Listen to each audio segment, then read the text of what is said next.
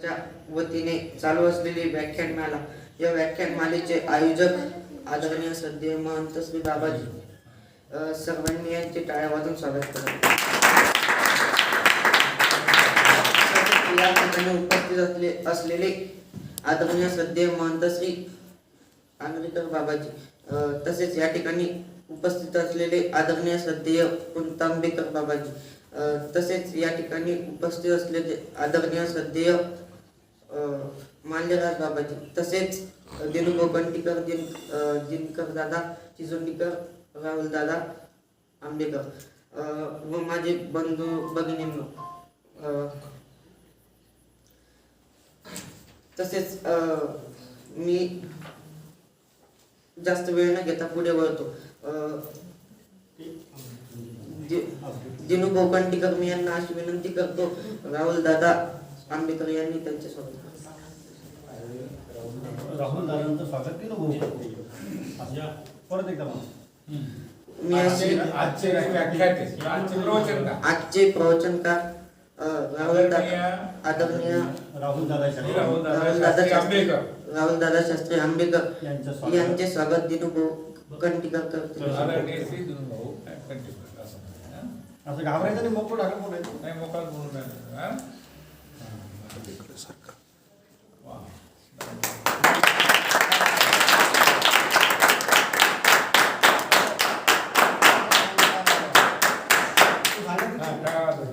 सर्वांनी टाळ्या वाजून त्यांचे स्वागत करा.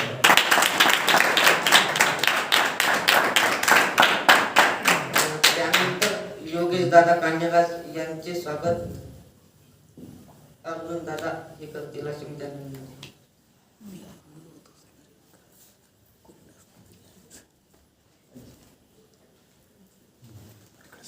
सर्वांनी त्यांचे टाळ्या वाजून स्वागत करा.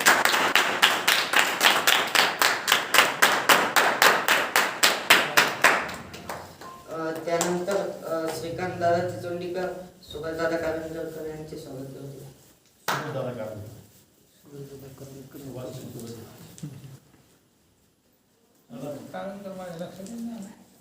सर्वांनी टाळ्या वाजून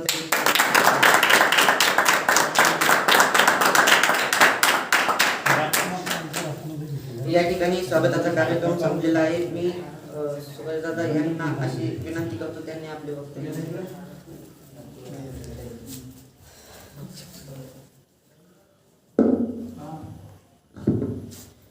मंगलनामा मंगलधामा मंगल रूप तुझे, अमंगलाने जीवन भरले, प्रभुराया माझे दयाळा, प्रभुराया माझे. श्री गोपाल कृष्ण महाराज की जय. द्वारकाधीश गोपाल कृष्ण महाराजांच्या अवतार दिनानिमित्त तथा श्री चक्रधर अष्टशताब्दी दिनानिमित्त चालू असलेली ही चिंतन पंचकृष्ण चिंतन परिवाराच्या विद्यमानाने चालू असलेली पंचकृष्ण व्याख्यानमाला, आणि या पंचकृष्ण व्याख्यानमालेला आयोजक परमपूजनीय परमादरणीय श्रद्धेय आचार्य प्रवर श्री चक्रपाणी आश्रमाचे संचालक श्री मोठे बाबाजी, त्याचप्रमाणे परमपूजनीय परमादरणीय श्रद्धेय महंत श्री पांगरीकर बाबाजी, त्याचप्रमाणे परमपूजनीय परमादरणीय श्रद्धेय महंत श्री पुंतांबेकर बाबाजी, त्याचप्रमाणे परमपूजनीय परमादरणीय श्रद्धेय महंत श्री मालेराज बाबाजी, त्याचप्रमाणे परमपूजनीय परमादरणीय समाधान दादा चिचोंडीकर व इथे उपस्थित असलेले सर्व संत महंत भिक्षुक वासनिक व बालगोपाल, या सर्वांना मी सर्वप्रथम साष्टांग दंडवत प्रणाम करतो आणि माझ्या व्याख्यानाला सुरुवात करतो. सर्वज्ञ श्री चक्रधर स्वामी महाराजांचा सकाळचा पूजावसर आटपला होता. स्वामी आसनावर विराजमान होते. स्वामींच्या चेहऱ्यावर प्रसन्नता दिसत नव्हती. स्वामी उदास दिसत होते. स्वामींचं श्रीमुखाचं वर्णन करत असताना महानुभाव कवी म्हणतात, तया श्रीमुखासी द्यावया उपमा, योग्य नव्हे चंद्रमा, कृष्ण पक्षी उतरे महिमा मनोनिया. महानुभाव कवींचं म्हणणं आहे की सर्वज्ञ श्री चक्रधर स्वामी महाराजांना मी चंद्राची उपमा देणार नाही, कारण चंद्र हा कृष्ण पक्षामध्ये निश्चित होतो. माझ्या स्वामींच्या श्रीमुखावरचं तेज कधीच कमी होत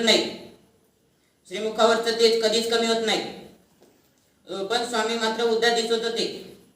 कोणालाही काही कळत नव्हतं. त्याचं कारण या चरित्रालाही ठाऊक नाही. स्वामींनी सर्व भक्तजनांकडे पाहत फक्त एकच वाक्य उच्चारलं. स्वामी म्हणाले, तुम्ही इथून चालते व्हा, येथे कोणीही थांबू नका. सर्व भक्तजन तेथून निघून गेले.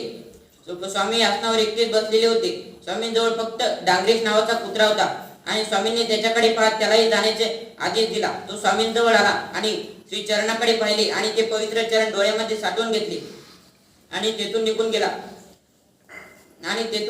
गेला. स्वामी थोड्या वेळानंतर सर्व भक्तजन स्वामींजवळ आले आणि सर्वप्रथम स्वामींनी डांगरेश का आला नाही असे विचारले व सगळा परिवार डांगरेशला शोधण्यासाठी पाठवला. परत थोड्या वेळानंतर परत आलेल्या नागदेवांनी डांगरेशने चिखलात तोंड खुपसून प्राण सोडल्याची दुःखद वार्ता आणली. वार्ता ऐकून वातावरण एकदम सुन्न झाले. सर्वज्ञ श्री चक्रधर स्वामी सर्व परिवारासोबत त्या डांगरेशच्या देहाजवळ गेले आणि डांगरिया म्हणून त्या देहाला स्पर्श केला आणि वळून परिवाराकडे पाहत स्वामी म्हणाले, हा डांगरेश चांगला आहे, आमचा वियोग सहन करू शकला नाही. अशा दुःखद प्रसंगी स्वामींनी भक्तीचे स्वरूप अनेक सूत्रांमधून निरूपण केले. त्यातले हे एक सूत्र, प्रेम बोलीजे भक्ती बोलीजे. प्रेम हा अडीच अक्षराचा शब्द आहे. प्रेम हा अडीच अक्षराचा शब्द आहे. या शब्दावर सर्व धर्मग्रंथांची इमारत उभारलेली आहे. प्रीतीने माणूस माणसाच्या जवळ जातो तर प्रेमाने सर्व भूतमात्रांच्या जवळ जातो.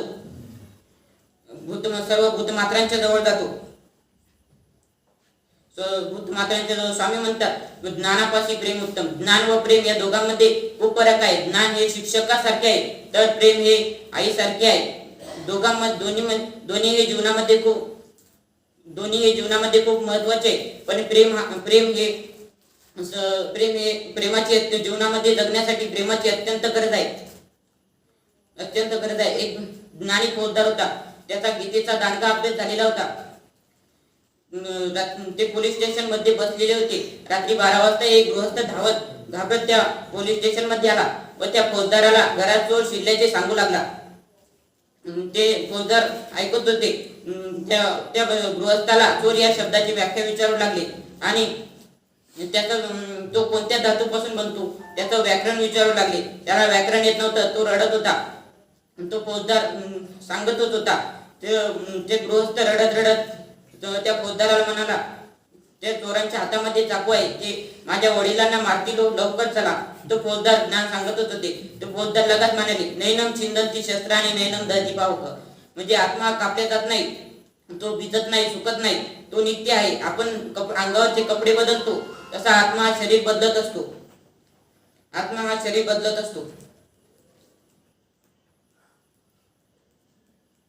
प्रेमाला उपमा द्यायची म्हणजे अत्यंत अवघड बाब आहे. पण द्यायचीच म्हटल्यावर पाण्याची देता येईल. प्रेम हे पाण्यासारखं ओला असतं. त्यात पाण्याचे गुणधर्म आहेत. ज्या घरामध्ये प्रेम हे प्रधान आहे तिथे सुखाचे सोहळे आहेत. मला एक सुंदर कविता आठवते, ते मी थोडक्यात सांगू इच्छितो. घर असावे घरासारखे, नकोत नुसत्या भिंती, तिथे असावा प्रेम जिव्हाळा, नकोत नुसती नाती. त्या अर्थालाही अर्थ असावा, नकोत नुसती नाणी. अश्रूतूनही प्रीत झरावे, नकोत नुसते पाणी. त्या घरट्यातूनही पिल्लू उडावे, दिव्य घेऊन शक्ती. आकांक्षाचे पंख असावे उंबरठ्यावर भक्ती.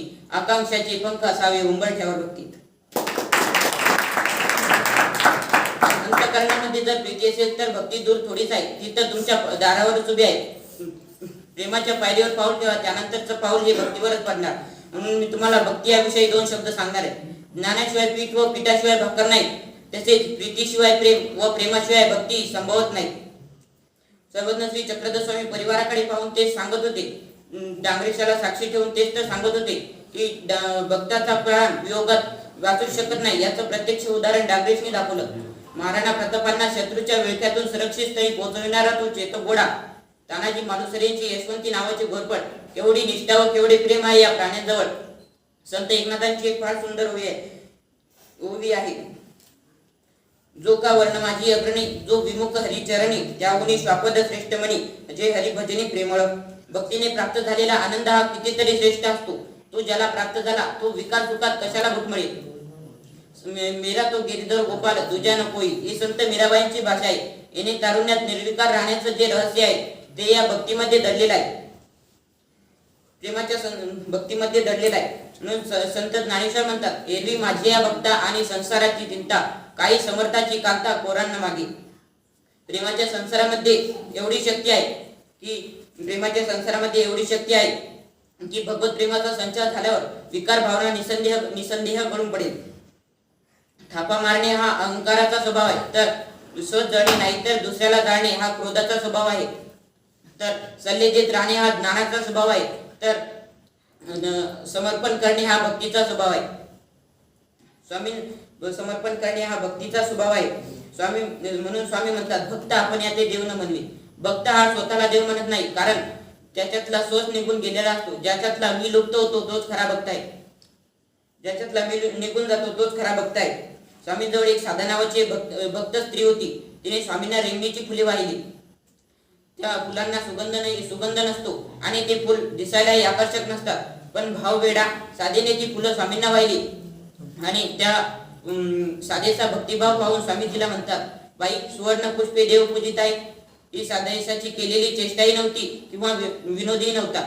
तिच्या भक्तीबद्दलची प्रतिक्रिया पाहून स्वामींच्या भक्तीबद्दलची प्रतिक्रिया होती. साधेसा रिंगणीच्या फुलाचा वेल जमिनीवर रांगत होता. त्या वेलीजवळ साधेसा उभी राहिली होती आणि त्या वेलीला म्हणाली असेल की तू देवाच्या भेटीसाठी रांगत चालेस ना, किती युगापासून रांगतेस, पण अजून देवाची आणि तुझी भेट होत नाही. म्हणून तिने त्या वेलीला असे म्हटले असेल, अजून देवाची आणि तुझी भेट झाली नाही असं म्हणून तिने त्या वेलीला लागलेलं फुल तोडलं असेल आणि त्या फुलाला साधेसा हात लागतात. त्या फुलामध्ये भक्तीचा सुगंध येतो आणि ते फुल असं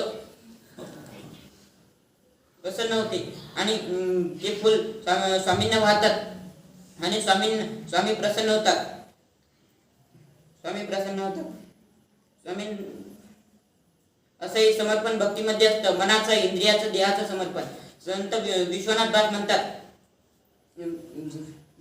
म्हणतात, भक्ती ऐशी सावेव ते त्रिविधा वदता नाव, मन इंद्रिय देह स्वभाव नियमी अर्पितती. आपण जर घराला जीव लावला की प्रीती होते आणि जर जगाला जीव लावला की प्रेम होते आणि परमेश्वराला जीव लावला की भक्ती होते. प्रीतीच्या मोबदल्यात आपल्याला घराकडून सुख मिळतं, तर प्रेमाच्या मोबदल्यात जगाकडून सुख आनंद मिळतो. प्रेमाच्या मोबदल्यात जगाकडून बळी पण मिळतं, तर भक्तीच्या मोबदल्यात परमेश्वराकडून आनंद मिळतो. एवढे बोलून मी माझे 2 शब्द संपवतो.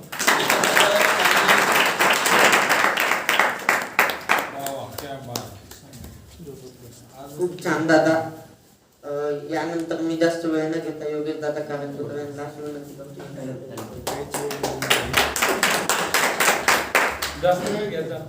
तुझ्या मांडीची उशी नशिबी कशी मिळे आम्हा, ती मिळविण्या काय करावे सांग तू परब्रह्मा. दयाळा सांग तू परब्रह्मा. प्रथमतः आदरणीय श्रद्धेय चक्रपाणी आश्रमाचे संचालक बाबाजींना दंडोत प्रणाम. त्याचप्रमाणे आदरणीय श्रद्धेय देहरादून निवासी मम गुरुवर्य यांनाही दंडोत प्रणाम. त्याचप्रमाणे आदरणीय श्रद्धेय पांगरेकर बाबाजी यांनाही दंडोत प्रणाम. आदरणीय श्रद्धेय कुंतांबेकर बाबाजी यांनाही दंडोत प्रणाम. आदरणीय श्रद्धेय कुंतांबेकर बाबाजी यांनाही दंडोत प्रणाम. आदरणीय श्रद्धेय माधवराज बाबाजी यांनाही दंडोत प्रणाम. आदरणीय श्रद्धेय दिनूदादा खंडेकर यांनाही दंडोत प्रणाम. आदरणीय श्रद्धेय समाधान दादाजी यांनाही दंडोत प्रणाम. आदरणीय श्रद्धेय राहुल दादा यांनाही दंडोत प्रणाम. आदरणीय श्रद्धेय सम्राट दादा यांनाही दंडोत प्रणाम. त्याचप्रमाणे माझे गुरु आई यांनाही दंडोत प्रणाम करतो आणि माझ्या सभेला सुरुवात करतो. अनंत ब्रह्मांड नायक विश्वपती जयापासून उद्धार होतो. ज्या ईश्वराच्या चरणी मनुष्य समर्पित होतो त्या ईश्वराच्या ठिकाणी असलेल्या विभूतींच्या गोष्टी काही वेगळ्याच आहेत. त्यापैकी मी एक विभूती अभ्यासलेली आहे, ती म्हणजे निळभट्ट भांडारेकार. क्षणात होणारा प्रपंच क्षणात विसरण्याची विभूती जर कुणामध्ये असेल तर ती म्हणजे निळभट्ट भांडारेकार. म्हणून मला तुम्हाला आवर्जून सांगा वाटते, ज्यावेळी स्वामींनी जे उधरणाचा विडा उचललेला असताना एकांतवास सुरू असताना त्या एकांतवासामध्ये सर्वप्रथम जो शिष्य असेल ना तर ते निळभट्ट भांडारेकर. आणि निळभट्ट भांडारेकरांच्या ठिकाणी बघा ना स्वामी अर्थाने जात आहे. अहो तो दानी आहे, तो दान देण्यासाठी स्वतः घराबाहेर उभा होतोय. भंडारा प्रांत, त्या भंडारा प्रांतात राहणारा गर्भ श्रीमंत व्यक्ती, त्या गर्भ श्रीमंत व्यक्तीला त्याग घडवायचा आहे आणि तो त्याग तो असा त्याग घडवायचा नाही तर तो मळवत त्याग घडवायचा आहे. त्या त्यागाची गुण दिसावेत म्हणून भगवंत स्वतः दाराशी जातात आणि स्वतः दाराशी जातात, स्वतः दाराशी विचार करा. लीळासोबत आपल्याला कळत असतो, लीळेच्या माध्यमातून मनुष्य कळत असतो. आणि ही जी लीळा दाखवलेली आहे ना, ती सर्वज्ञ सिद्धेश्वर स्वामींनी त्याग कसा करावा यासाठी दाखवलेली आहे. सर्वज्ञ सिद्धेश्वर स्वामी फिरत फिरत भंडारा गावी गेले. सकाळची वेळ होती, पहाटेचा क्षण होता. स्वामी विरक्तपणे भिक्षा मागत होते. आणि ती जी भिक्षा होती ना, ती भुकेची नसून ती जी उधरणाची भिक्षा होती. म्हणून आमचे स्वामी हातामध्ये झोडी घेऊन दारात उभे आहेत आणि बघतात तर काय, येथे मात्र निळवट्ट भांडारेकार स्वतःमध्ये मग्न आहेत. ग्रंथांना चाळतायत, ग्रंथांना वाचतायत. आणि तो ग्रंथ यासाठी आहे, धर्मपत्नीने अंघोळीसाठी पाणी काढलेले, ते पाणी कधीच थंड होऊन गेलेले. आणि तो ग्रंथ यासाठी आहे, या प्रश्नासाठी आहे की मोक्ष कशाने मिळतो. एवढा मोठा भगवंत जो दारात आहे, मोक्ष देणारा, आणि निळवट्ट मात्र त्या ग्रंथामध्ये शोधताय की मोक्ष कशाने मिळतो. भगवंत श्रीकृष्ण स्वामी दारात असताना भगवंत भिक्षा असा स्वर कानावर येतात. निळवट्ट भांडारेकर बाहेर मान डोकावून बघतात आणि बघतात तर काय, मी ज्या प्रश्नाचं उत्तर शोधतोय ना, त्या प्रश्नाचं उत्तर देणारा मला साक्षात परब्रह्म परमेश्वर अवतार बाहेर आहे. आणि त्याच क्षणी भगवंत म्हणतात, बटो मागील फांकी पहा.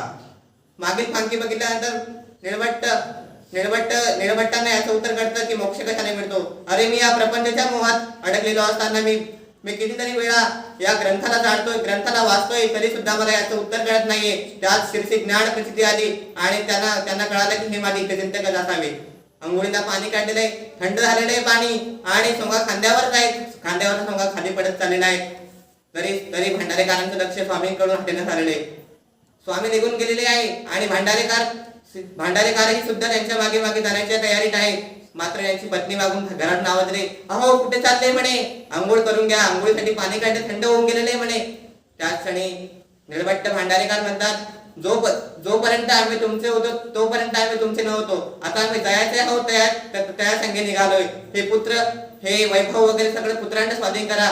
तरी सुद्धा भांडारेकरांची धर्मपत्नी त्यांच्या मागे मागे येत नाही. आणि निळभट्ट भांडारेकर पत्नीला मागे येता बघून हाताने दर्शवतात, थांबा, ही व्यवस्था तुम्हाला करायची, हे वैभव तुम्हाला सांभाळायचे. आणि एवढं म्हणून भांडारेकर आणि स्वामी निघतात.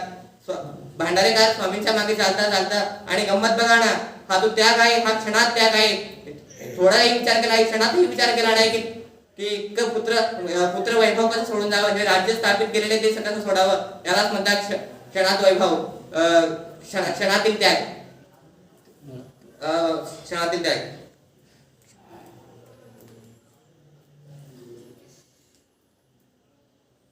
एके दिवशी स्वामी आणि भांडारेकर मौदया गावी असताना भांडारेकरांना इंगडी चावली. असाह्य वेदना होऊ लागल्या. त्या वेदनाच्या भरात भांडारेकर स्वामींना म्हणतात, जीजी तुमची स्तुती करू का. सर्वज्ञ स्वामी म्हणतात, करा ना. आणि शेवटी माहित आहे, भांडारेकरांचा देह स्वामींच्या मांडीवर आहे आणि स्वामीच्या मांडीवर आहे. आणि स्वामी त्यांना म्हणतात, भटो आम्ही तुम्हाला आमचं निराधाराचं आयुष्य देऊ का. 16 वर्ष त्या भक्ताने भगवंताला पाठ दाखवले. तेव्हा भगवंत आनंदी झाल्यानंतर म्हणतात, भटो तुम्हाला आमचं निराधाराचं आयुष्य देऊ का. त्या भक्ताने निराधाराचं आयुष्य नाकारलं आणि त्यांनी मरण पत्कारलं, शरणागती पत्कारली. कारण त्या मांडीची उशी पुन्हा मिळणे शक्य नाही. आणि त्या मांडीच्या उशीला मिळवणं इतकं सरळ सोपं नाही. म्हणून भक्ताने शरणागती आणि मरण पत्कारलेले ते स्थान भक्ताचं अखंड सुरू झालेले. आणि इथेच तर भक्त आणि भगवंत कळाला. म्हणूनच ती ओवी सार्थ झाली. तुझ्या मांडीची उशी नसीबी कशी मिळे आम्हा, ती मिळविण्या काय करावे सांग तू परब्रह्मा. परब्रह्माचं उत्तर स्पष्ट आहे. तुम्हाला एकदा परमेश्वराची मांडी मिळवण्यासाठी त्या भंडारेकार समोर ठेवावे लागेल, भंडारेकारांमध्ये घुसावे लागेल, भंडारेकार हे पाण पलटावे लागेल, भंडारेकारांसारखं आचरण करावे लागेल. तेव्हा जीवन यशस्वी आणि जीवनाचा एक भांडारेकार झाल्याशिवाय राहणार नाही. एवढे बोलून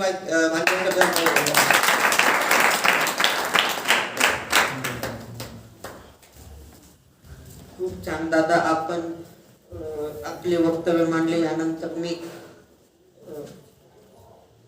राहुल दादा आंबेकर यांना अशी विनंती करतो, त्यांनी आपले विचार मांडले.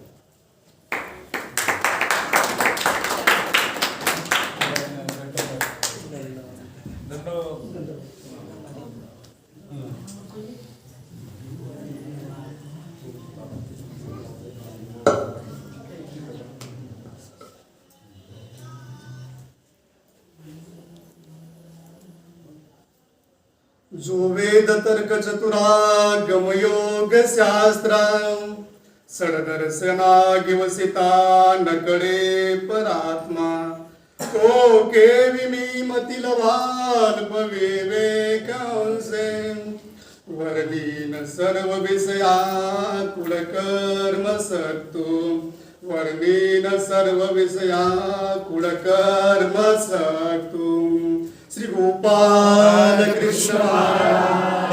दादू माईक वर कर. बरोबर माईक वर कर. सुंदर सगळं करता.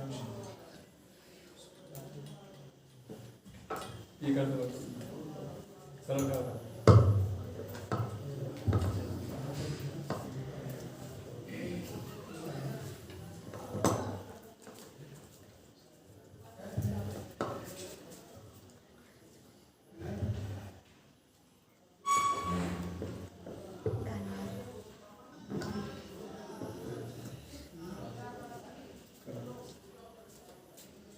सर्वे भवन्तु सुखिनः सर्वे सन्तु निरामयम् सर्वभद्राणि पश्यन्तु मा कश्चित् दुःखभाग्भवेत् मा कश्चित् दुःखभाग्भवेत्. श्री जाडीचे बाबा की जय.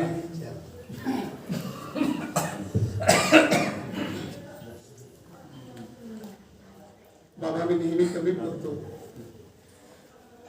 आमचा मित्रवर्ग जो आहे ना खूप बोलका आहे. पण काही दिवस काही परिस्थिती अशी आली होती, विषम अशी परिस्थिती, की त्यांच्यापासून दुरावला गेलो. एकटा एकटा एकटा एकटा साईडला व्हायला गेलो आणि हळूहळू बोलणं असं कमी झालं. त्याच्यामुळे आवाज खराब असतो नेहमीच. असो तरी आज खूप दुःखाची गोष्ट घडलेली आहे. धडाडीचं कर्तृत्व व्यक्तिमत्व आज आपल्या इथून सोडून गेलेले आहेत आणि आपण सर्व दुःखात आहोत. आज या पंचकृष्ण व्याख्यानमाला या व्याख्यानमालेला जे बाबाजी नेहमी चालना देतात, आपल्या विचाराने मला प्रोत्साहित करतात, असे बाबा सुद्धा आज बाहेर गेले होते. बाबा सुद्धा थकून आलेले आहेत. तरी आम्हा मुलांचं दोन शब्द ऐकावं हे बाबांचं मोठेपण म्हणून बाबा आपल्या इथं बसलेले आहेत. बाबांना मी दंडवत करतो. ही पंचकृष्ण व्याख्यानमाला, या व्याख्यानमालेला उपस्थित आदरणीय श्रद्धेय परमपूजनीय पट्टाभिषेक महंत श्री, ज्यांना मी बापू असं म्हणतो, असे बाबाजी, त्याचप्रमाणे परमपूजनीय परमादरणीय ज्यांचा आवाज पहाडी आवाज आहे, जे आमचे सन्मित्र आहेत मार्गातले परमार्गातले, असे श्री कुंतांबेकर बाबाजी, त्याचप्रमाणे आमचे स्नेह श्री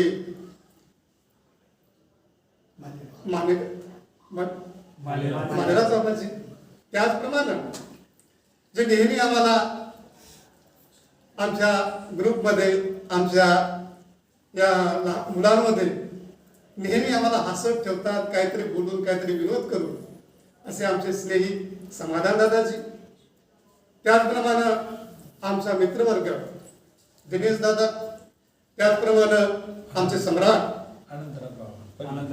त्याचप्रमाणे या व्याख्यानमालेला उपस्थित श्री अनंतराज बाबा, व ज्यांच्या प्रेरणेतून, ज्यांच्या विचारातून, ज्यांच्या कल्पनेतून, ज्यांच्या ही व्याख्यान मला उदयास आली आहे ना, असे आदरणीय परमपूजनीय परम आदरणीय नवतरुणांना नव प्रेरणा देण्याच्या कार्याने सदोदित करत असतात, असे या आश्रमाचे संचालक आदरणीय श्री बाबाजी, आपण सर्व बालगोपाल व या व्याख्यानमालेला ऑनलाईन करण्याकरता जे नेहमी धडतात, असे आमचे श्यामदास शास्त्री, आपण सर्वांना मी दंडवत करतो. इथे ज्ञानाने परिपूर्ण ज्ञानरत्न व्याख्यान मार्तंड मोठे बाबा बसलेले आहेत. बाबांसमोर आम्ही 2 शब्द बोलावं, उभे राहू. एवढं धारिष्ट बाबा आमच्या पायामध्ये नाही आहे.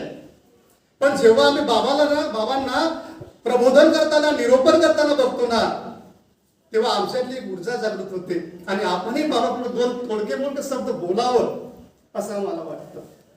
बरं का, कुणाच्या एखाद्या अधिकरणाच्या, एखाद्या संत महंतांच्या वाणीमध्ये असं एक पॉवर असतो, एक ऊर्जा असते, एक शक्ती असते की त्यांचे शब्द खालून वर आभाळाला लागून खाली येत असतात आणि ते नव प्रेरणा देत असतात. बाबा आम्हाला नेहमी प्रेरणादायक आहे.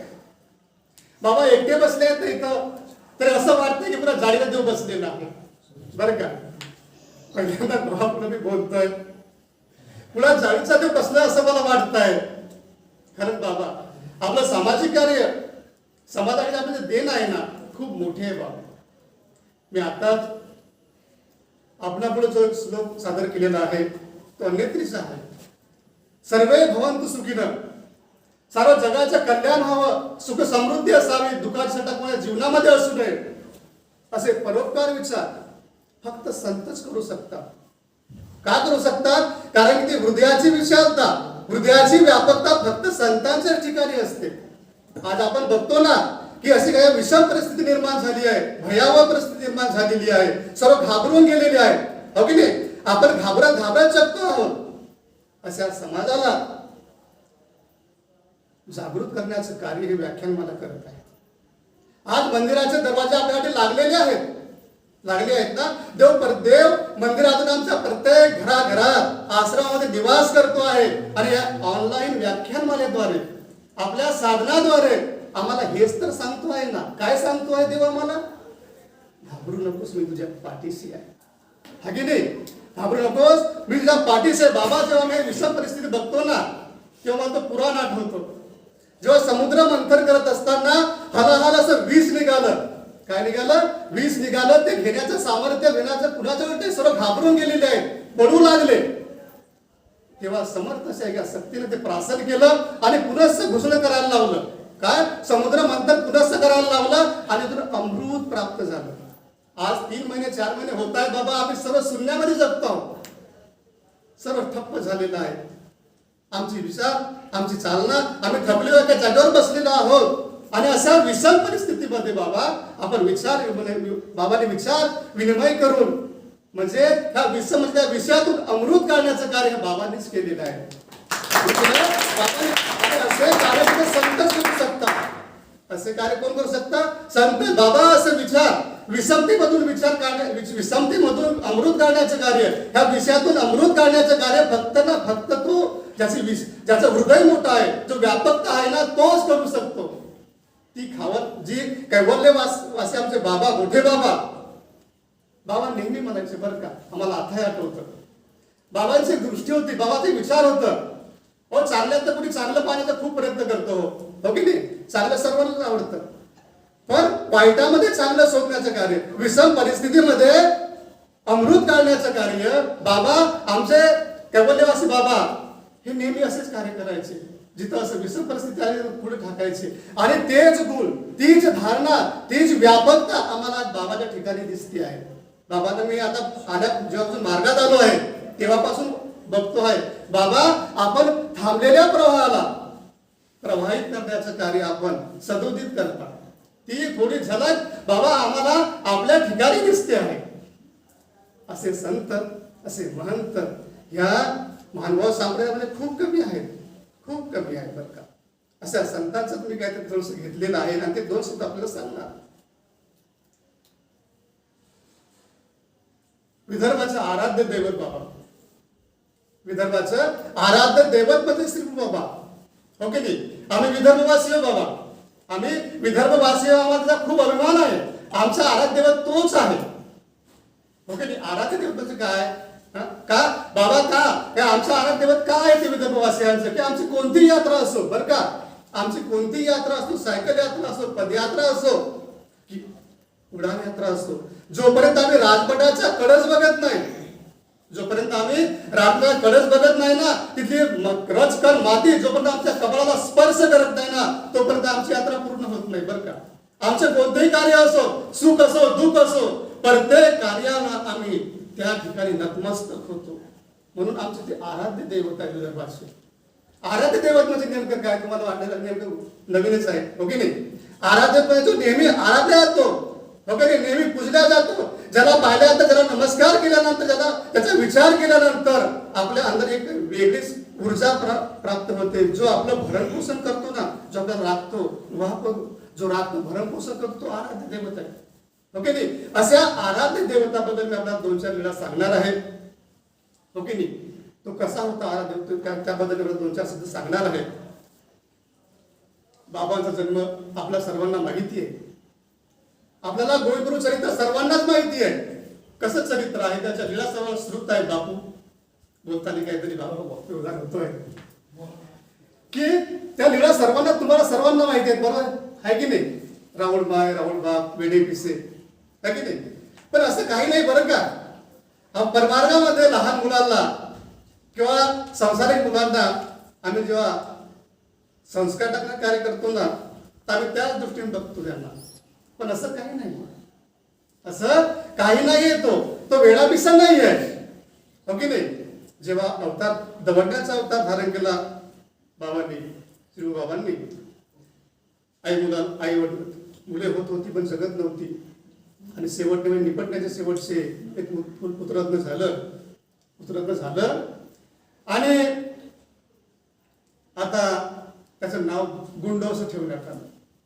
जेव्हा आम्हाला मुलगा भेटतो ना, जेव्हा आम्हाला मुलगा संसारामध्ये येतो ना, तेव्हा त्याचं आम्ही नाव ठेवण्यासाठी आम्ही बऱ्याचशा पुस्तकी झाडतो, बऱ्याच इकडे तिकडे विचार करतो आम्ही नाव काय ठेवावं. पण या मुलाचं गुंडो असं नाव ठेवण्यात आलं. गुंडो म्हणजे काय? दगड. बाबा विदर्भामध्ये आमच्या त्या परिसरामध्ये आता पण आपण तर खूप पदयात्रा केली. आपण पुन्हा आपला विदर्भ बघितलेला आहे बाबा, खूप बघितलाय. तुम्हाला सांगायला लागत नाही त्या गोष्टी. बघितलं आपण, अनुभवलेला आपण. जेवढं मी अनुभव केला तुम्ही जास्त आपण अनुभवलेला आहे. तिथं त्यांच्या संसाराला ना नजर लागलेली आहे.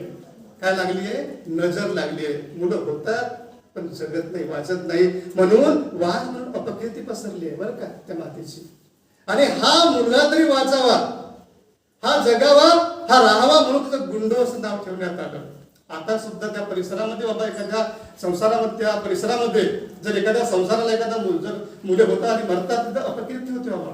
आणि याच्या संसाराला नजर लागली आहे. कोणती तरी देवता यांना ते विघ्न करून ते मुलाला घेऊन जाते. ही एक तिकडे धारणा आहे बाबा, एक धारणा आहे.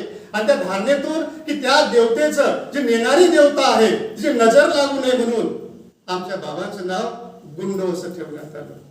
काय ठेवण्यात आलं? गुंड असं ठेवण्यात आलं. गुंड असं आता लहानसा मोठा होत आहे, लहानसा मोठा झाला. पण संसारिक सुख जास्त दिवस टिकत नाही. संसारिक सुख जास्त दिवस टिकतच नाही ना. का टिकत नाही? ते आपण टीकाकार म्हणतात. आपले गुरुजन म्हणतात की संसार काय आहे? नाशिवंत आहे, लवकरच गमतो. सुख तिथं नाहीच आहे. दुःख मिश्रित सुख ते आहे की नाही. दुःख मिश्रित सुख आहे ते. आणि अशा संसाराला नजर लागलेली आहे. थोड्या दिवसामध्ये आमच्या बाबांचे आई वडील वारले, सरले. आता राहुल पोरका झालेला. बरं झालं असतं आश्रम व्यवस्था असती तर हो की नाही. कुठेतरी तो राहिला असता, खेळला असता आमच्यासोबत, आम्ही त्याला अनुभवलं असतं, बघितलं असतं नाही का. जाऊ दे. तर आता पोरका झालाय म्हणून मामा मावशीने त्याचा सांभाळ केला. मामा मावशीने सांभाळ केला. पण आमचे बाबा लहान बाळ असा श्री बाबा गुंडो त्यांचे जसा असा मोठा होतो आहे ना, त्याचे कार्य सुद्धा तसे वेगळेच होत आहेत.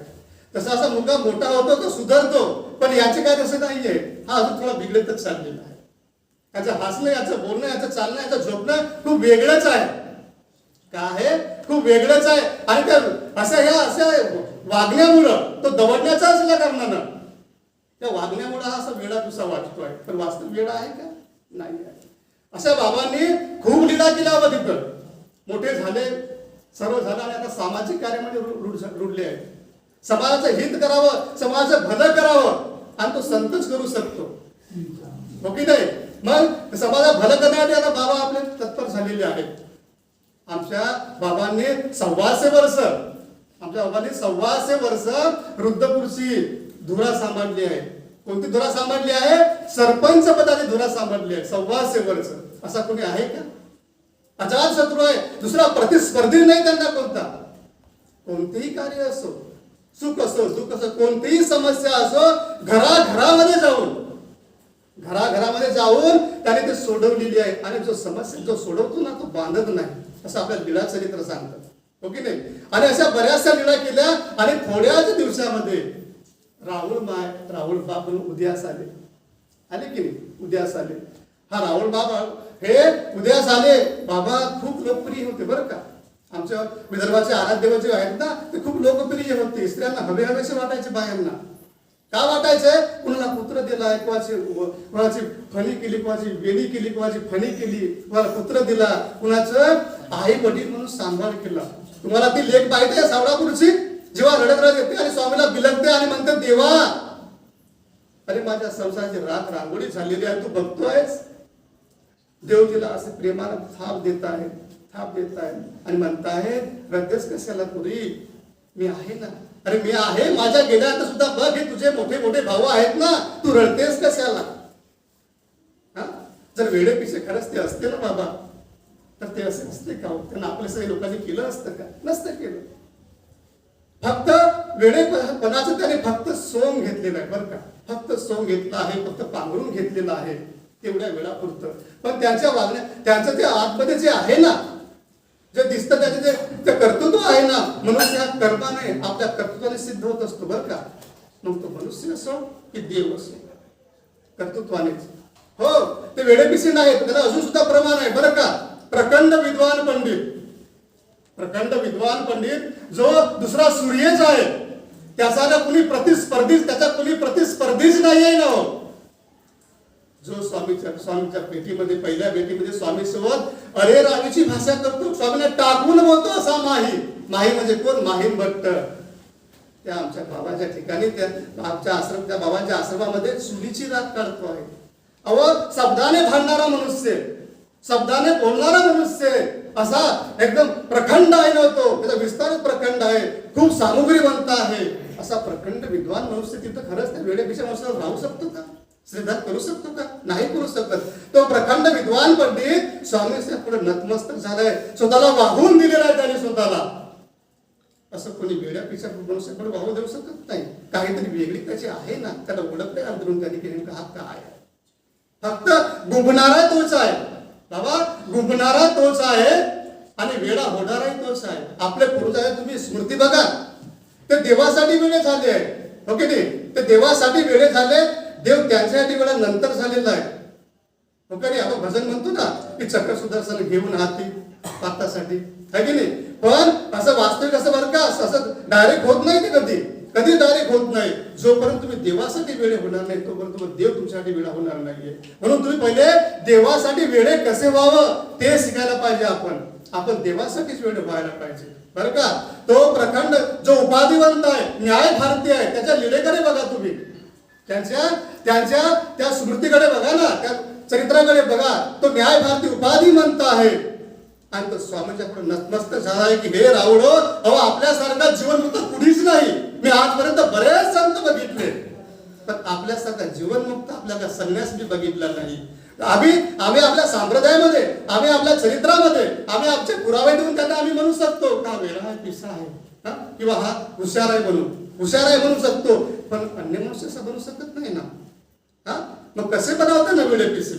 नाही म्हणू शकत आम्ही त्यांना वेळे पिसे. फक्त सोम घेतलेला आहे. आणि सोम वास्तविक जीवनाचं काही मर्म असतो का? नसतो. ते वास्तविक जीवन हे वेगळं असतं, सोम वेगळं असतं. सोम आपल्याला कधीही टाकून देता येत असतं. आणि त्यांनी सोम ते फक्त त्या वेळेपुढे धारण केलेलं आहे त्यांनी, हो की नाही? 125 वर्ष रुद्रपुराची त्यांनी सरपंच पदाची धुरा सांभाळलेली आहे, हो की नाही? कोणतेही कार्य असावं, कोणतेही तुम्ही तुम्हाला त्या पूर्ण माहिती आहे. मी सर्वांनी त्या पाठ आहे, तुमचा मुखपत काय. 125 वर्ष लीळा केली, किती लीळा केल्या त्यांनी, समाजाला आकृष्ट करून टाकलंय त्यांनी. असा एखादा वेळा कसा मनुष्य करू शकत नाही बरं का. काहीतरी दैवी, काहीतरी त्याच्याकडे ते सामग्री आहे ना, तो ईश्वर अवतार आहे, त्याच्या आतमध्ये काहीतरी आहे ना, ते त्यांना आकृष्ट करताय बरं का.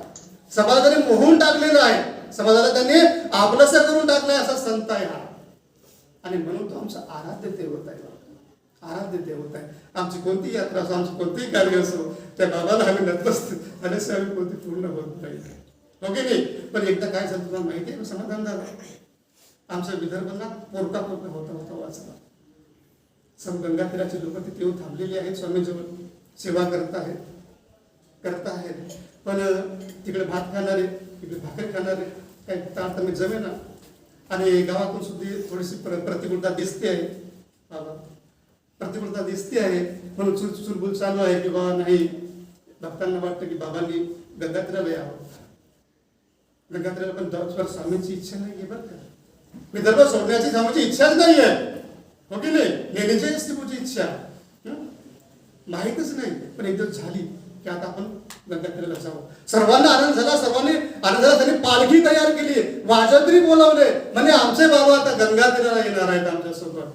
आता आम्ही इथं राहणार नाही, आम्हाला इथं भात खायला लागणार नाही. मग बाबाला भाकरी खायला तिकडे जायचं आहे. आमचा गंगातीर समर्थ आहे. गंगातीर कसं आहे? समर्थ आहे, सदन आहे. सर्वांना आनंद झाला. जशी इच्छा विवाह लग्न करायचं झाली होती ना, विवाह करायची तशी इच्छा ही पण झालेली आहे. पण यांना माहिती नाही की त्यांना वाटलं आता स्वामी लग्न करणार म्हणून त्यांनी मस्त तो लग्न 3 दिवस असा त्यांनी वाढत दिला. पण त्यांना काय माहित की आता हे सगळं म्हणतात की आम्ही ते जाणत नाही नेमकं ते काय करणार आहेत ते. आता इच्छा झाली, वाजंत्री आणले, पालखी गेली, मस्त बसवलं स्वामीला आणि वाजवलं स्वामी चालले आता गंगातीराकडे. आता विदर्भाचे शिवा ते ओरडणारच आहेत. अशा परिस्थितीमध्ये 2-4 लोक त्यांना येऊन भेटले, जे नाही का आपण जे व्यापार करतात, इकडे तिकडे जाऊन धंदा करतात, ते लोक मिळाले. म्हणजे बाबा आपण कुठे चाललात? म्हणजे आम्ही आता गंगातीराकडे चाललो. गंगातीराकडे चालले. हो बाबा आपण तिकडे निघाला आणि रुद्रपूर पोरगा झालेला आहे, विदर्भ पोरगा झालाय, सर दुष्काळ पडलाय, सर्व आजारी पडले, रोगराई पसरले. बाबा तुम्ही आम्हाला सोडून चालले. अहो आईशिवाय वडिलाशिवाय बाळ राहू तरी कसं शकेल? नाही जगू शकत ना, तो जगूच शकत नाही. तुम्ही निघाल्यात आणि प्रवृत्ती थांबली. म्हणे माई बट्टो पारुता फिरा मागे तुम्ही, आता आम्हाला नाही जायचं विदर्भाला, नाही जायचं. स्वामी तिथूनच वापस निघाले ना. आणि आमचा विदर्भ होता वाचला. भगिनी अशा बऱ्याचशा लीला आहेत बाबा, बऱ्याचशा लीला आहेत. गुरुला शिष्याचा अभिमान कसा असतो त्याने त्यांच्या लिहिणीतून दाखवलेला आहे. आठवतो तुम्हाला ती लीला कोणती आहे? थोडा संदर्भ लावा तुम्ही, तुम्हाला ते लगेच समजून जाईल बरं का. ते गुरुला शिष्याचा अभिमान कसा असतो, कसा असायला पाहिजे. त्या लीळेमध्ये भाव आहे, भक्ती आहे. आणि जो भाव जिथे भक्ती आहे, जो भाव आहे ना, तो सर्वात आहे.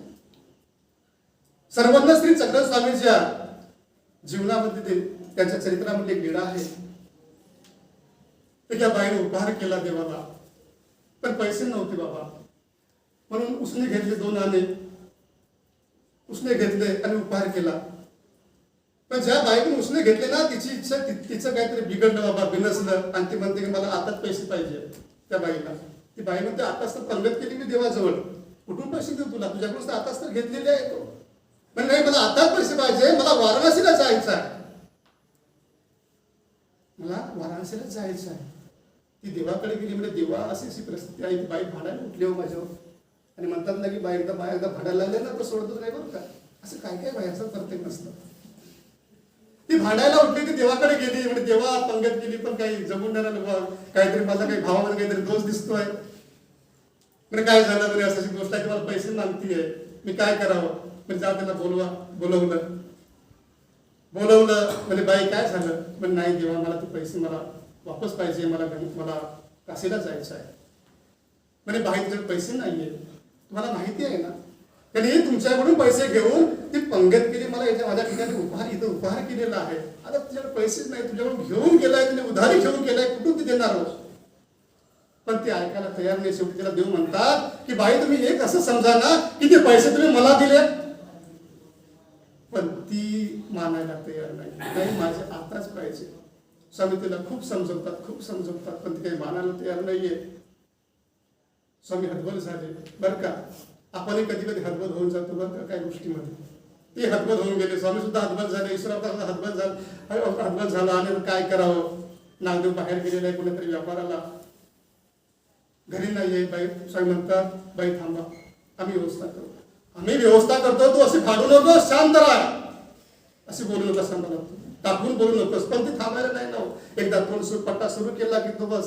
स्वामी म्हणतात बाई तुम्ही कसे केले तेव्हाच ते थांबायचं. असं त्याचा स्वभाव.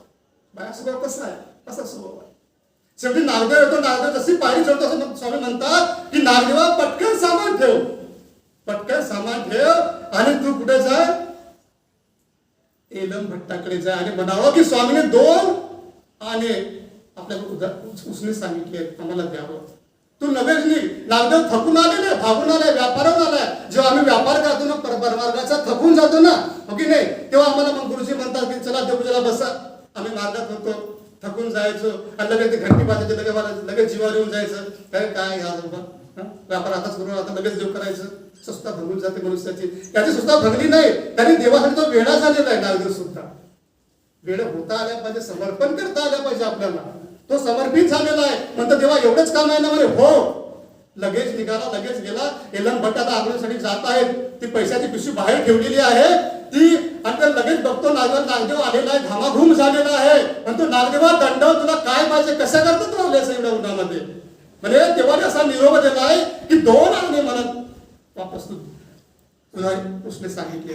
म्हणजे एवढंच काय, अरे ते पिशवी ठेवल्या दिवस तू घेणं लागेल तेवढे घे तू, मी तोपर्यंत आंघोळ करतो, तोपर्यंत जेवण करून घे. नाही एलो म्हणतो नाही, पहिले जो देवाची आज्ञा आहे ना ती शिरसावून देवाला पाहिजे, हो की नाही. जी मोठी क्रिया असते ना, जी अग्नीची क्रिया मोठी असते, आपण तिला पहिले प्राधान्य द्यायला पाहिजे. बरं का, आपण मार्गात राहतो, आपण मार्गातले मुलं आहेत, हो की नाही, आपल्या मार्गातलं जीवन आहे. आपल्याला सारासार आपल्याला ओळखता आलं पाहिजे की नेमकी मोठी क्रिया कोणती, बलवत्तर क्रिया कोणती, आणि ती बलवत्तर क्रिया आपल्याला करता आली पाहिजे, हो की नाही. आपण असं करत जाऊ तर क्रियेमध्ये वाढत जाते, हो की नाही. असं होतं, आपण शिकतो नवीन क्रियेमधून. तर त्याने काय बलवत्तर क्रिया तरी प्राधान्य दिलाय.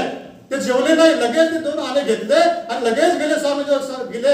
आणि ती बाई शिदोरी अशी उभी आहे काशीला जाण्याकरता, फक्त पैशाच तिला वाट आहे. ती देवावर विश्वास ठेवत नाही. बरं का, मनुष्य बघा, आपण गुरुस्थानी राहतो, आपण गुरु चरणी राहतो ना, तर आपल्याला विश्वास ठेवायलाच पाहिजे, हो की नाही. तुम्ही शास्त्री लोक आहात, शास्त्रीमध्ये अनुशासन म्हणून सांगितलं जातं की प्रत्येक मनुष्य कुठेतरी चुकत असतो ना. तो का मनुष्य आहे ना, गुरु असला तरी मनुष्य आहे. म्हणून आपण काय प्रत्येक गोष्टी बघत राहायचं का, नाही. आपण बघत राहायचं नाही, आपण पुढे जायचं असतं, हो की नाही. आणि मग नामोल्लेख करा, बाईचा नामोल्लेख करा. हो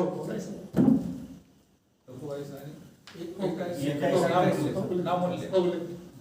तर मग ते त्यांनी जे आणलेल्या जे 2 आणे आहेत ती देवाच्या पायामध्ये ठेवले असते आणि बसला स्वामी तसे 2 आणे भरले आणि असे फेकून दिले. म्हणजे घे बाई तू घेऊन जा, एकायचा बरं का, एकायचा घेऊन जा. बरं देव ते घेत असताना देव तिच्याकडे ते शिदोरी आहे ना, त्या शिदोरीकडे बघून देव म्हणताय की नागदेव भुकेला आहे, नागदेवाला जेवायला भाकर पाहिजे, पोरका पाहिजे. स्वामी तिला डायरेक्ट म्हणत नाही, तबेला सुद्धा राग आलेला हो, ते एकायचा राग आलेला आहे खूप तिला स्वामीला तिचा. पण स्वामी काकूयुक्त म्हणताय. पण मनुष्य असा आहे ना की फक्त स्वार्थासाठी कापूचा उपयोग करतो. कापूपेक्षा भावार्थ म्हणतो ना आपण त्याला, तिचे कशी प्रकारची कापू असते. बरं का, स्वामी तिला म्हणताय की नागदेव भुकेला आहे, त्याला भाकर पाहिजे, पण ती मनावर घेत नाही, ऐकून न ऐकण्यात करते आणि ते पैसे घेते आणि मुकाट्याने चालायला लागते, निघून जाते. स्वामी आपलं जीवधरणाचं कार्य करून जेव्हा उत्तर पत्राला निघून जातात ना, तेव्हा गेल्यानंतर बरं का, कोणी गेल्यानंतर तेव्हा आपल्या मनुष्याला पश्चाताप होत असतो. बरं का, कोणी मोठा मनुष्य आपल्यामधून गेला ना तर पश्चाताप होत असतो. आणि मग तिला काय झालं, पश्चाताप झाला की आपण स्त्री चांदराला दुखवलेला आहे, आता आपण प्रायश्चित करायला पाहिजे असं एकायसाला वाटतं. एकायसाला वाटतं आपण प्रायश्चित करायला पाहिजे. तिने सुद्धा ऐकलंय का जे वृद्धपुरा असतात ना ते ईश्वर अवतार आहे, तिथे जाऊन प्रायश्चित करावं. तिथे नागदेव सुद्धा आहे, तिथे माहिमभट्ट सुद्धा आहे, तिथे अभयसा सुद्धा आहे. मग तिने विचार केला, तिने आयती केली आणि ती वृद्धपूरला गेली. बरं का, ज्या एकायसानं नागदेवाला ती आपली सिंदूर सुद्धा दिली नाही दिली. आणि मग ती जाता आता काय झालं पाहिजे तुम्हाला, की जे खालच्या समाजाचे लोक आहेत ना त्याला त्या स्तुतीचा स्पर्श झाला आणि मग ह्या आता विटाळली म्हणून ते वाटून गेली. जर ती सिंधुदेंद्र नागदेवाला खाऊ घातली असती किती मोठं पुण्याचं कार्य आहे का. पण नाही दिली तिला. असे श्रद्धाच नाही ना, श्रद्धा असायला पाहिजे आपल्याला. आपण ज्या अवताराला ज्या गुरुच्या संधानाला राहतो ना, तिथे आपला एक विश्वास पाहिजे की हा माझ्या जीवनाला एक दिशा देऊ शकतो, हो की नाही. पण ती राहून सुद्धा, स्वामीजवळ राहून सुद्धा तिचा विश्वासच नाही त्या देवावर. स्वामी निघून गेले, आता प्रायचित करावं म्हणून ते रुद्रपूरला आलेली आहे. मग ती भट्टबासाकडे जाते, म्हणजे नागदिया मला पुरणपोळीचा उपहार करायचा देवाच्या ठिकाणी. म्हणे अरे म्हणे हे काही मी तर म्हणे साधा इथला सेवक आहे हो. म्हणजे इथले मी तर काहीच नाही, माझ्या फक्त मी दररोज भिक्षा करतो आणि खातो. काय माझ्याकडे इथला कोणता व्यापार माझ्याकडे नाहीये. इथले मेन कारभारी ना माहीम भट्ट आहे, तू त्यांच्याकडे जा. काय तू त्यांच्याकडे जा. मग ती विचार करते की हा आपला काही थारा लागू देत नाही बा. मग ती काय करते, माहीम भट्टाकडे जाते. माहीम भट्ट म्हणतो अरे मी ह्या परमार्गाच्या चुलीची राग काढतो भाई, तू पाहतेस, तू बघितलाय सकाळी मी चुलीची राग काढतो. मी कुठला इथला मोठा मोठा कारभारी आहे, मी कारभारी नाही इथला. म्हणजे तू नागदेवाला विचार, म्हणजे नागदेव तर असं म्हणतोय. मग तू म्हणे आभासाला जाऊन विचार, आभासाला जाऊन विचार. मग ती आभासाकडे गेली आणि स्त्रियांचा वेळ असतो, प्रेम असतं. थोडं दोन शब्द बोलून लागेल त्याचं जमून जातं बरं का. आपलं माणसाला तसं नसतं. माणसाला किती दिवस लागतात आपलं जुळतं प्रेम होतं, मैत्री होते. तसं स्त्रिया बायाचं नसतं. थोडं जर बसता शेका काढता निसता बसल्या तरी प्रेम त्यांचं काय मैत्री होऊन जाते. बसली आबाईचा जवळ बसली, म्हणजे आबाई मला उपहार करायचा आहे. म्हणजे बाई तू दैवाची भाग्याची आहे, तू उपहार का देवाच्यांनी, काय मोठी गोष्ट आहे. पण म्हणे नागदेव असा आहे, पण जाऊ दे नागदेव तसाच आहे म्हणे मायमध्ये तसंच आहे, कर ना तू उपहार. म्हणजे देवाचं म्हणजे हो चला मी पण करायला लागते, म्हणजे मी करते तू पण कर. मग तिनं काय केलं, पण आपला नियम काय परमार्गाचा की पहिले पंगत करत असताना त्या अधिकाऱ्यांना पुढं त्या देवापुढे जायला पाहिजे, दंडवत घालायला पाहिजे. बाबा आमचा आज आपल्याला भोजन आम्ही करतो आहोत, स्वीकार करायचा आपण आपला नियम आहे. तो काहीच नाही. तिला माहिती आहे की माझं प्रायचित काही सक्सेस होणार नाही दिसत बाबा. आता प्रायचित तर करायचं आहे, पण प्रायचित असं होत नाही बरं का. एखादी क्रिया घडली, एखादा दोष घडला तर लगेच प्रायचित अमरासमोर करून घ्यावं. पण पहिलीच अशी स्त्री दिसते की ती असे आड पडद्याने प्रायचित करते आहे, असे साहित्य प्रायचित करते आहे.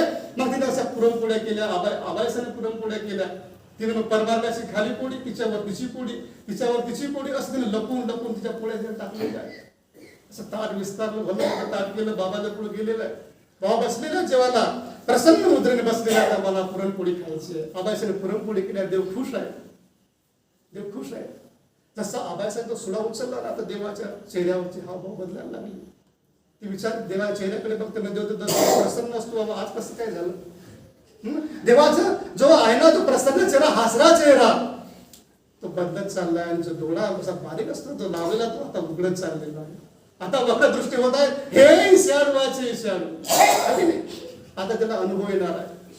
देव त्या काटाकडे बघतात, त्या असं निवडून काढतात. ज्या एकाच्या पोळ्या केल्या पुरणपोळ्या आणि असं खाली टाकून देतात. हो एवढंच नाही तर त्या घरतात आणि नालीत टाकतात. तेवढंच नाही तर काय, त्या नालीत जाऊन पायाने पूस करतात. या अवताराची खंती, त्या अवताराची खंती या अवतारात विसरलेली आहे. तो चेलाच आहे ना, हे गुरु आहे. कसा अभिमान बघा, देवाला अभिमान कसा असतो. म्हणतो की शिष्याला गुरुला अभिमान असतो का, नाही. देवाला सुद्धा आपल्या देवाचा अभिमान असतो, तो काय नाही. कोणती क्रिया करत असताना भाव असायला पाहिजे, भक्ती असायला पाहिजे, हो का नाही. हे काय सांगायचं, दवडवून टाकलेलं आहे आणि चोरून प्रायचित करण्याचा प्रयत्न केला आहे. जर कदाचित तिनं ना बाबा, जर तिनं समोर येऊन जर प्रायचित केलं असतं ना, तर स्वामी म्हणतात की आम्हाला माहिती नाही, 2-4 रट्टे बसले असते पण प्रायचित झालं असतं. आपण कधी कधी ना आपल्या जीवनामध्ये अशा काही गोष्टी करून बसतो की त्याला प्रायचित कसं करावं मोठा प्रसंग पडतो. पण आपण ते करायला पाहिजे. आपली चूक आपल्या गुरुकडे आपण मागायलाच पाहिजे, ओके का. परमार्गातल्या असे त्यांचं प्रेम आमच्या विदर्भामध्ये खूप लीळा केल्या, खूप चरित्र केली आणि आमच्या विदर्भात त्यांचं खूप प्रेम होतं बरं का. अशा बाबांना मी त्रिवार दंडवत करतो आणि माझ्या लावण्यात 2 शब्दांना विराम देतो. सर्वज्ञ श्री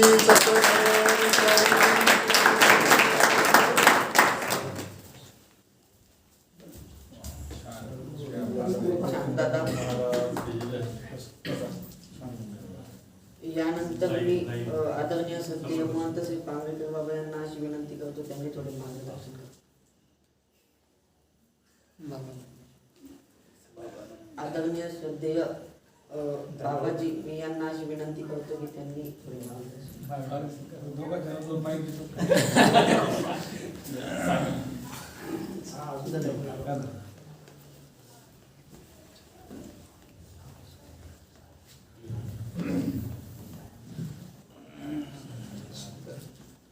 व्याख्यानमालेचा आपला आजचा 10वा दिवस का 11वा?